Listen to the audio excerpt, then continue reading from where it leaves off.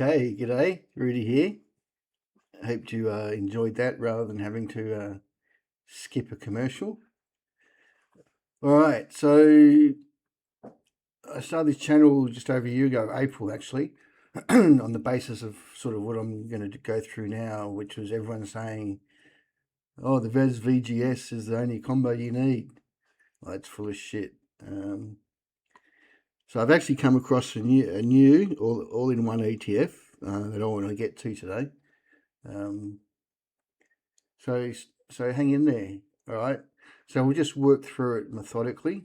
So here's the famous VAS, our share market, which you can see we're at the top of our range, but as all charts go basically from left to right upwards. That's the share market. Personally, I think our share market's topping because of the banks. This is the bank index.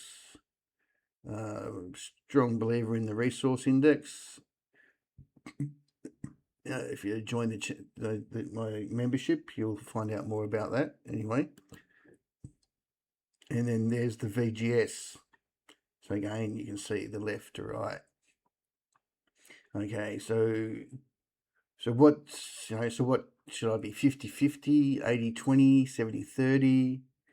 Well, the way I look at it, so if you take the chart of VGS and you divide it by the chart of VAS,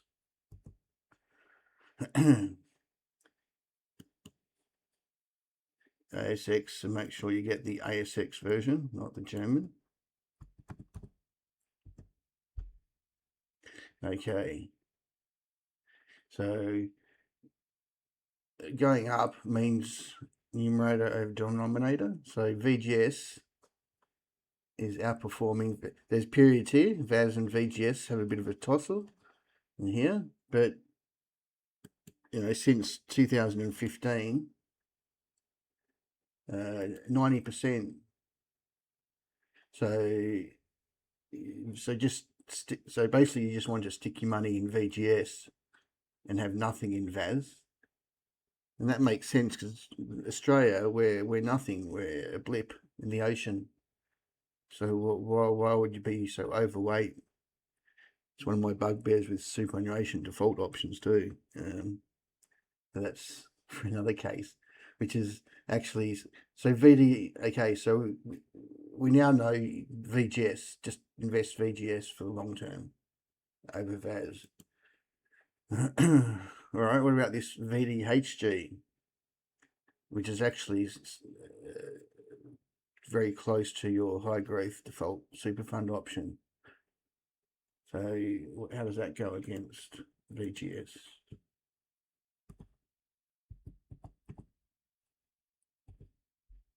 Oh, okay, just check we've got the two ASX versions, yeah.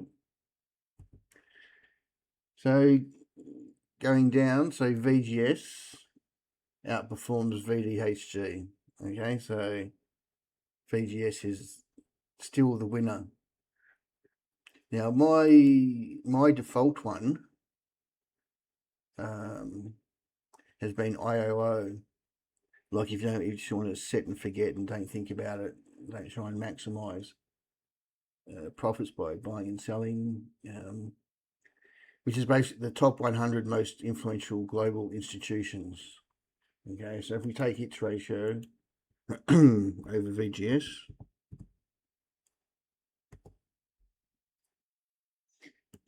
make sure we get the ASX versions.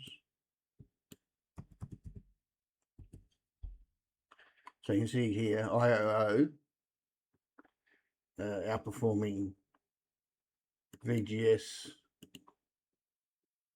by 40%. So you can see how much it'd be outperforming VAS. No, let's just do it then.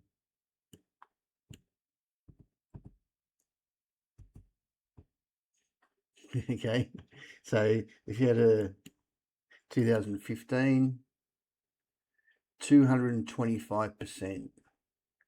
So if you had a flicked ASX, ASX, and just go on IOO, you'd be 200% more money in their coffers. It's a pretty serious coin here. So IOO was the chosen one, but we've now got a new one on the ASX, which actually comes courtesy of a member of the Substack community.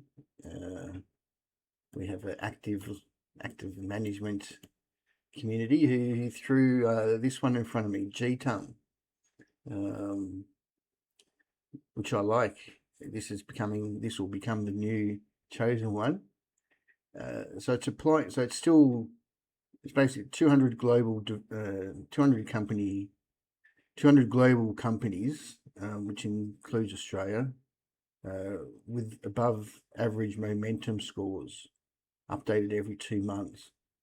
So basically, it scours the globe for all your large and mid-cap companies to see who's moving, and if they're moving, they're in, and if they start slowing down, they're out, and it gets replaced. So if we just have a quick look at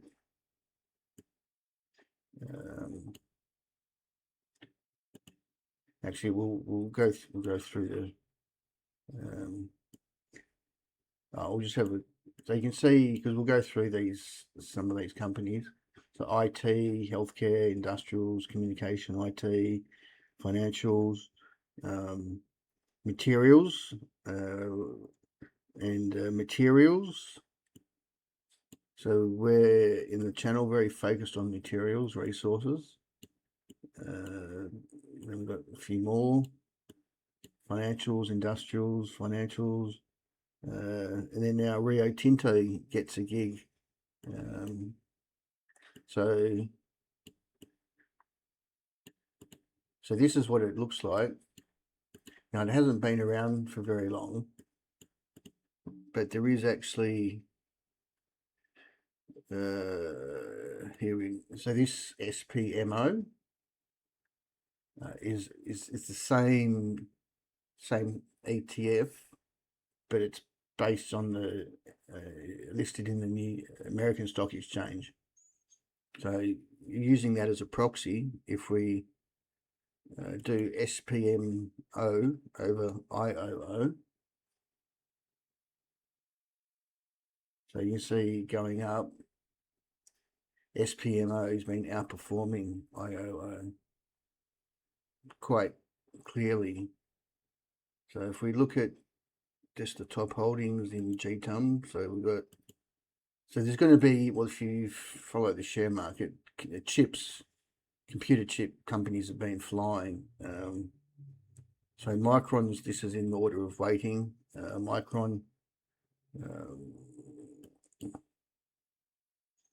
Lam Research, so they're again in the semiconductor processing. But then we got Johnson & Johnson, so healthcare stock. So nice momentum. There's none of this stuff. Caterpillar, so all the big machinery. So again, nice momentum.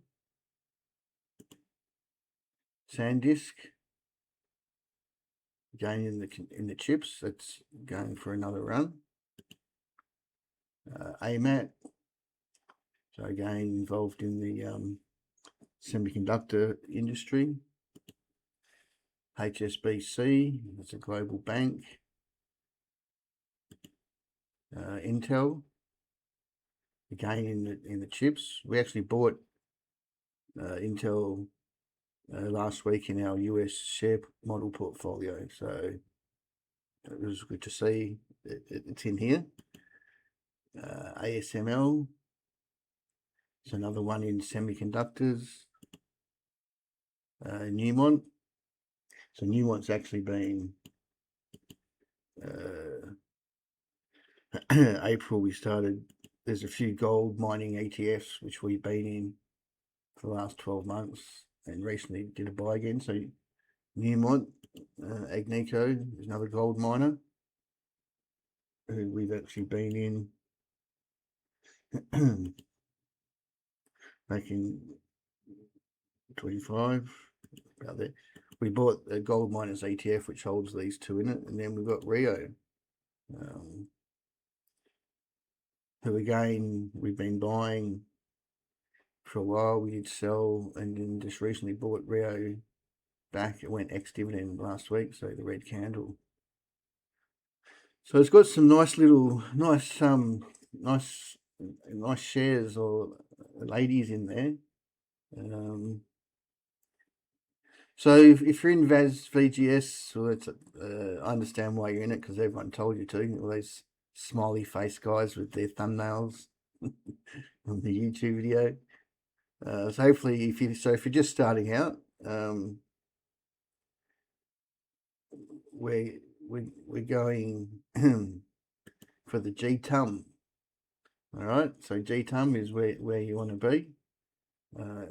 If you want to do a bit more than that,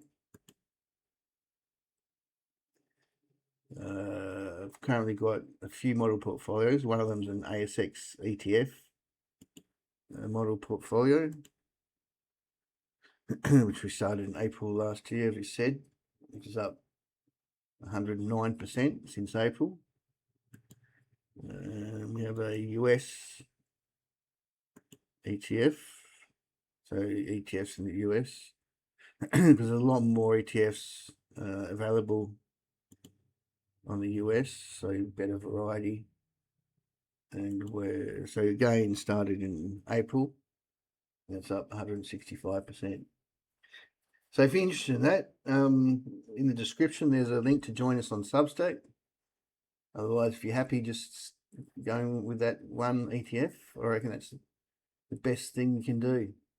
All right, enjoy the rest of your day.